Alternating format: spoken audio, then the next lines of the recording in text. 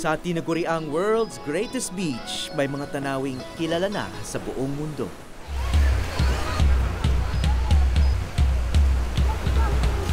Dahil halos 1 milyong turista na nagbabakasyon sa Boracay taon-taon, madali raw ang pera rito. Kaya marami rin dumarayo sa isla hindi para mamasyal, kundi para magpayaman, maghanap buhay, o maski kumahig lang at tumuka.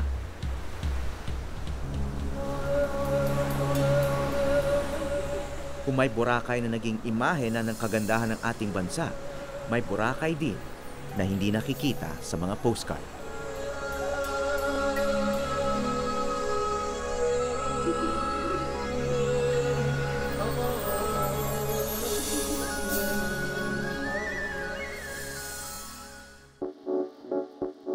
Sa liit ng isla ng Boracay, nakakamangha ang epekto nito sa bansa. Milyong-milyong dolyar daw ang kinikita nito bawat taon para sa pambansang ekonomiya.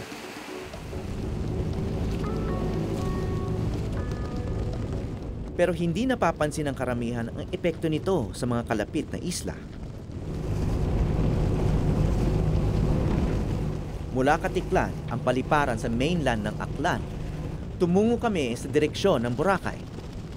Ngunit nilampasan namin ito, pati ang bagong resort ni Manny Pacquiao, upang marating ang isang islang naghahangad sumunod sa yapak ng Boracay.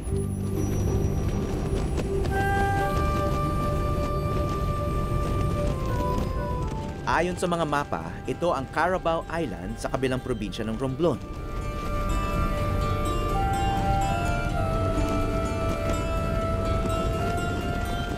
Kahit 1 oras lang ang pagitan ng dalawang isla, napakalayo nito sa isa't isa.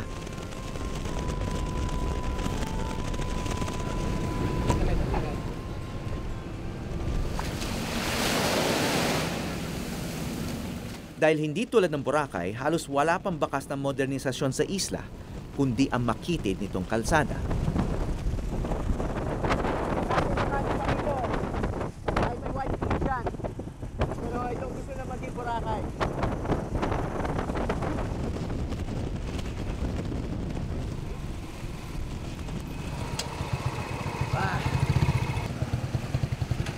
So, kakaunti lang yung mga struktura rito, pero biglang may ganito. Mabongga lang na struktura dito sa beachfront. Bahay ni Mayor. Ayon sa kanilang alkalde, hindi lang pala isa kundi 3 ang pangalan ng isla. It was renamed 3 years ago. Originally, ang pangalan ito sa Carabao during the Spanish time. So, nung nag-legal existence siya, when Congressman Jose Moreno filed a bill, nag-bill siya na papalitan ang pangalan from Carabao Island to San Jose.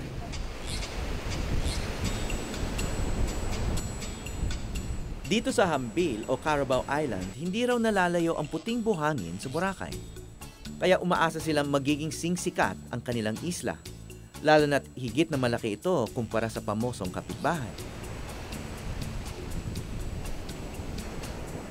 Dinayo ko ang isa sa mga kauna-unahang resort dito. Di tulad ng Boracay, wala kaming nakitang turista kahit isa.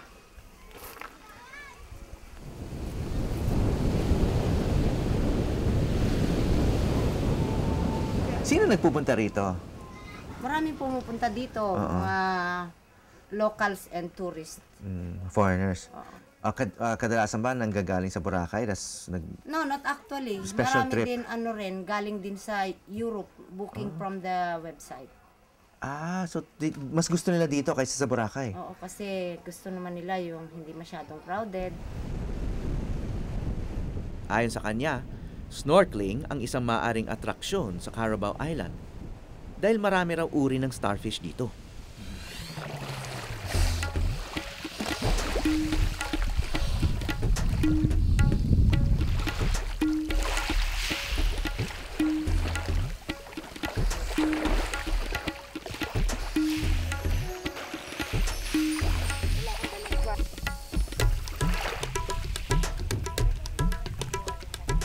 Maraming starfish talaga. Tsaka iba't ibang isda. O, tinan mo.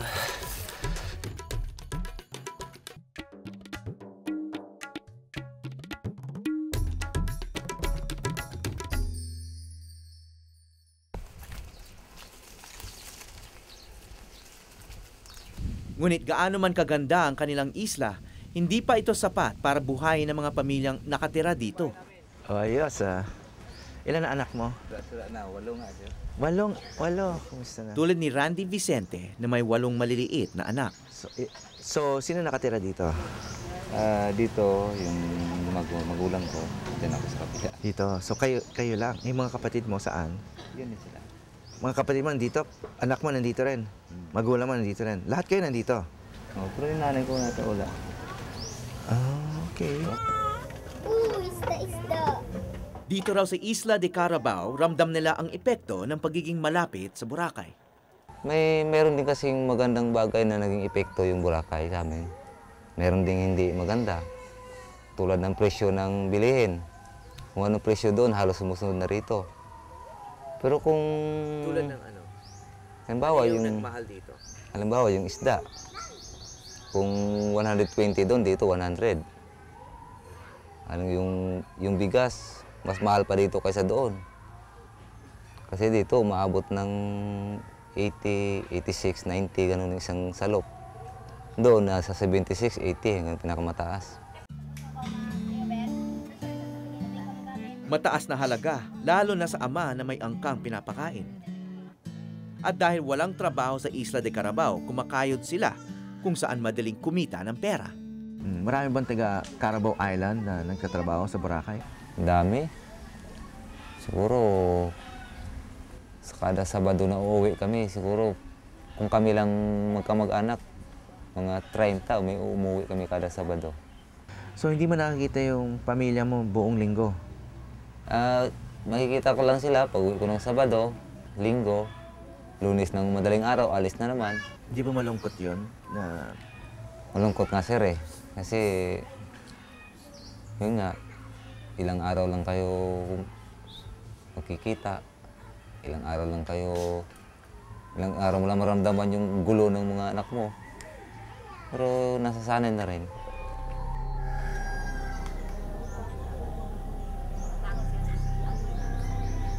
Hindi tumatagal ng 2 araw ang dalaw ni Randy sa pamilya bago siya maglalakbay muli. Tungo sa isang Boracay na malayo sa ating kaisipan.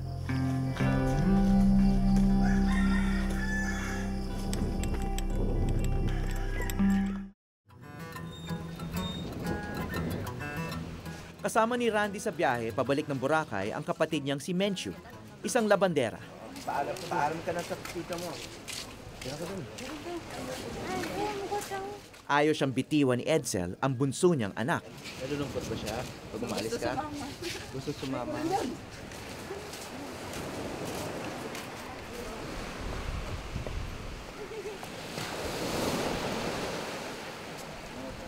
Hanggang sa Pampang nakakapit ang bata. Di matiis ni Mencho ang anak, kaya't nagpasya na lang siyang isama ito.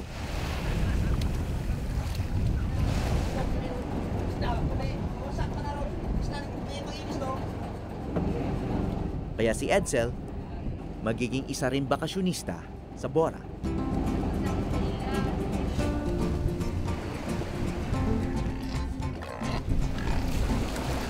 Para sa kaligtasan, ang maximum capacity ng mga bangka ay wala pang 2 dosena. Ngunit hanggang bubong may pasahero. Marami rito mga taga Carabao Island din na may trabahong naghihintay sa Boracay.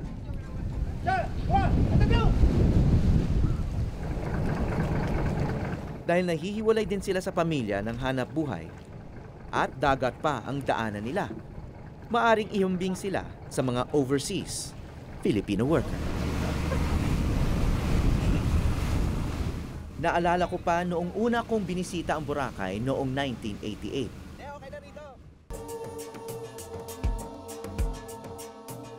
Tulad ng Carabao Island, simple lang ang buhay sa Boracay noon.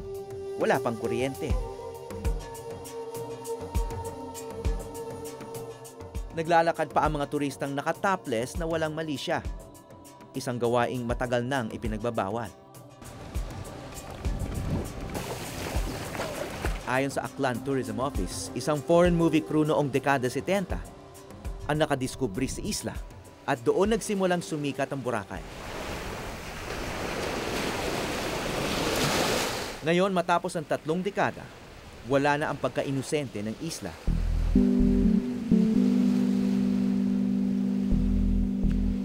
Tila isang batang artistang tumanda na, pero glamorosa pa rin.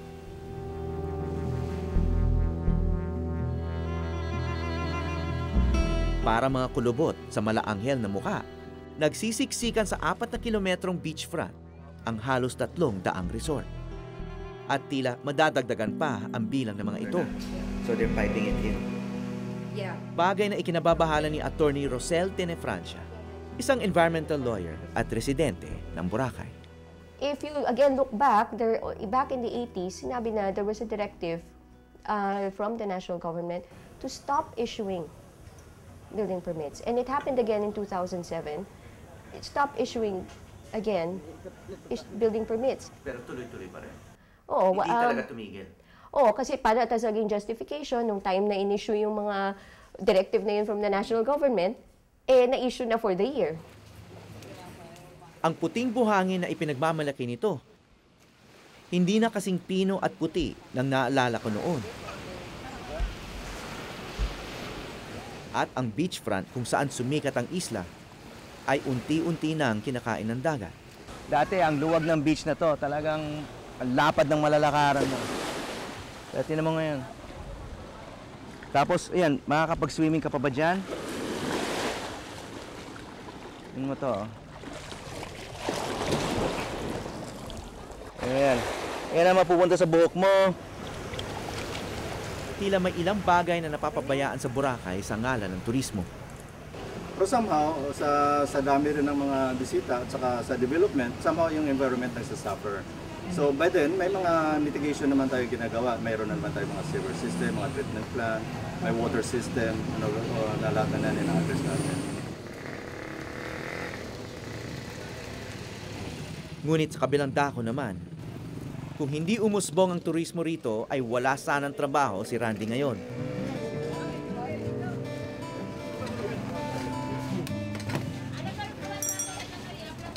Nagkalat sa Boracay ang mga tulad ni Randy na dumarayo rito para makapagtrabaho.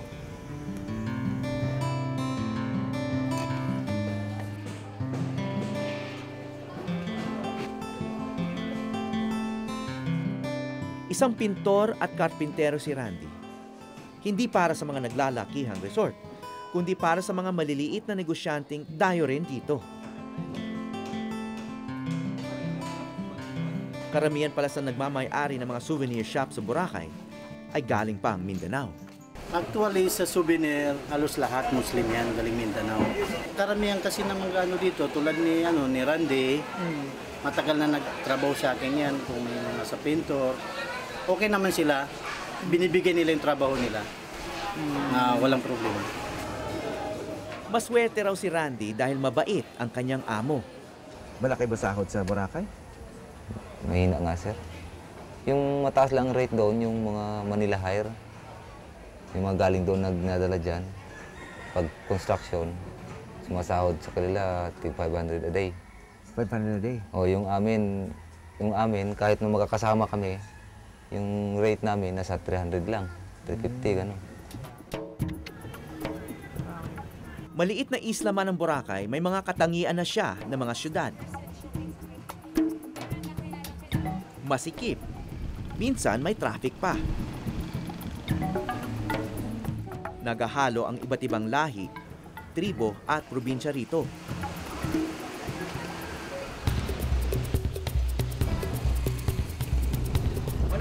At tulad sa Maynila at iba pang syudad sa bansa, may lugar ang mga may hirap. Randy, Sir, basta. ayos lang.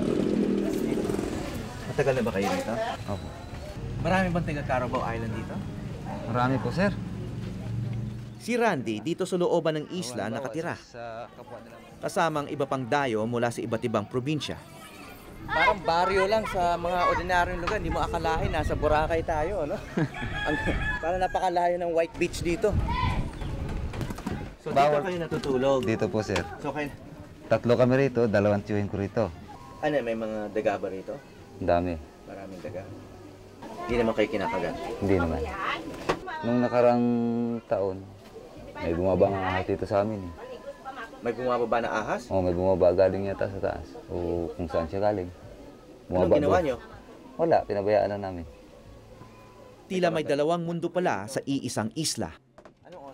Ang mundong ginagalawan ng mga turista na malinis at kaaya-aya,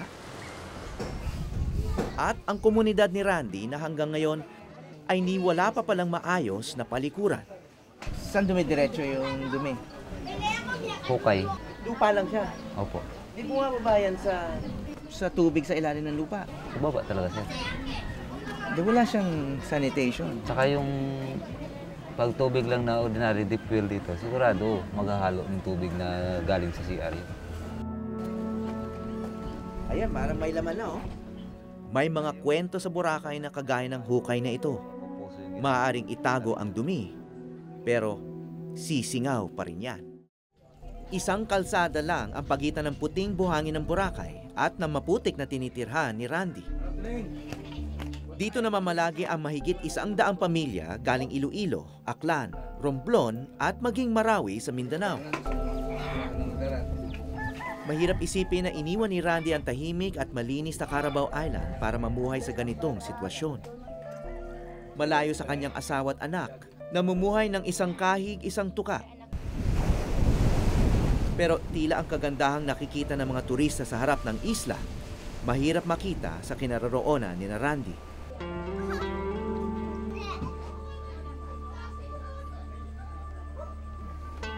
Kasama ni Randy ang 5 sa 10 kapatid, nagtitiis sa Boracay sa pag-asa na mas maginhawang buhay. Sa gabi, kanya-kanyang toka sila ng hapunan. Maswerte pa si Randy dahil meron silang bigas na kakainin dahil wala nito ang iba nilang kapitbahay. Kakain ka pa?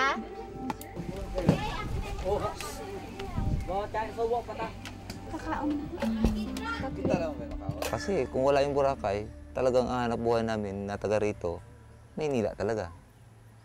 Kasi doon medyo malaki-laki yung sahod.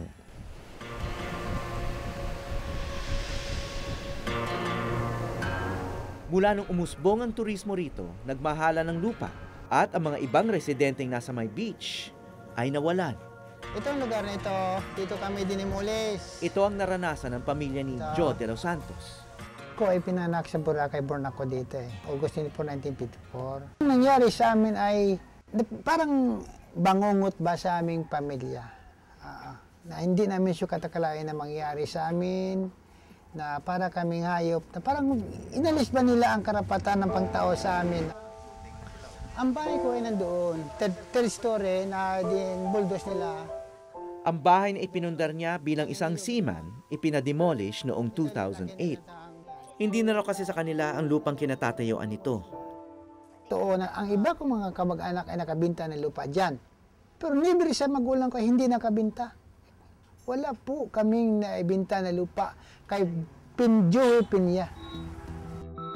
Sinubukan naming hingin ang panig ni Joey Peña na siya raw ngayong may-ari ng lupa.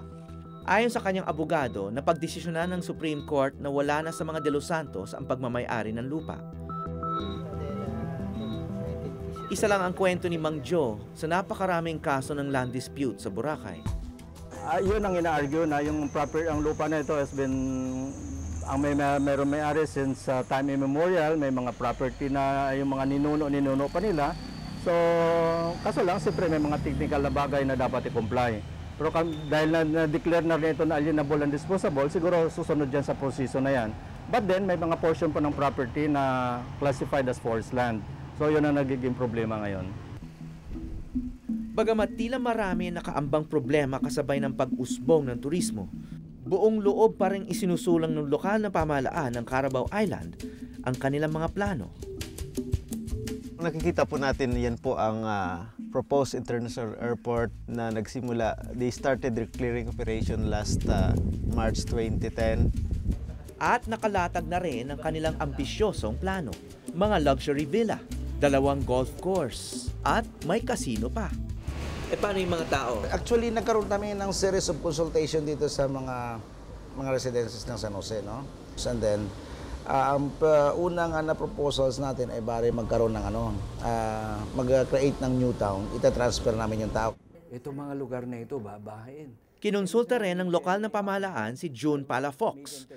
Posible raw na hindi lang ang Carabao Island ang makinabang sa ganitong klaseng proyekto. Carabao Island has an advantage of size. It's a bigger land area. That's one. And still less developed than Boracay. So it can be a spillover of development from Boracay. At the same time, it can create a new development to develop also Tablas and Romblon towards its north. Basta raw maisaayos ang mga plano, maaring hindi na maulit sa Carabao Island ang mga pagkakamaling naganap sa Boracay.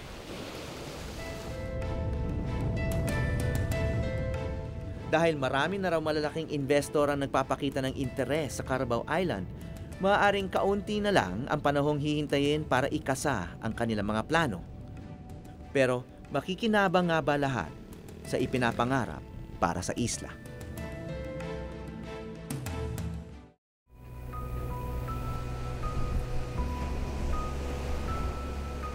Mabundok, malawak, at may puti rin buhangin. Tila malaki ang potensyal ng Carabao Island na maging susunod na island paradise. Pero may nagdududa sa kakayahan ng lokal na pamahalaan na maisulong ang ganitong kalaking ambisyon. Pagdating kasi sa industriya ng turismo, tila hindi pa raw handa ang kanilang isla. Kung ako ang tanungin, marami pa talagang bagay na dapat i-improve ang Carabao Island. Roads, tubig, which is ang ibang mga sitios is walang mga tubig. Sa tingin ko, lalo ang tubig ngayon, which is I don't think na ito ang ideal para sa turismo.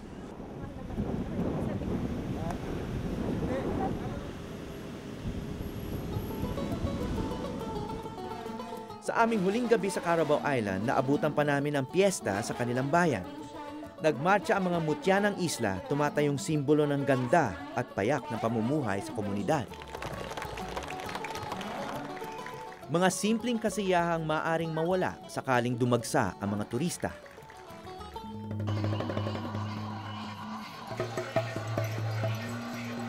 Tulad na nangyari sa Boracay. Boracay used to be more beautiful. Now, it looks like you never left Metro Manila.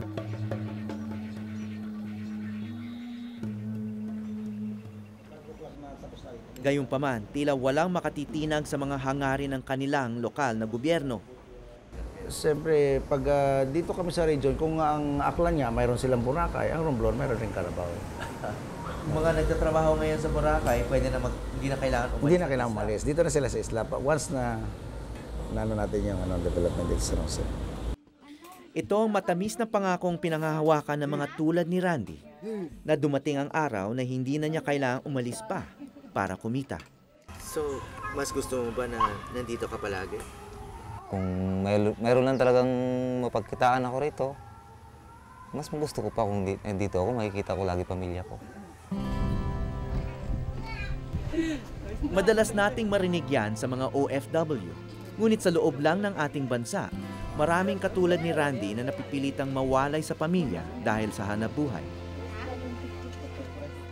Maaaring bilang na lang ang araw ng simpleng buhay sa Carabao Island. Simple rin naman ang pangarap ni Randy sa nakatagong bahagi ng Boracay. Mula sa Carabao Island sa Romblon at Boracay Island sa Aklan, ako po si Howie Severino at ito ang Eyewitness.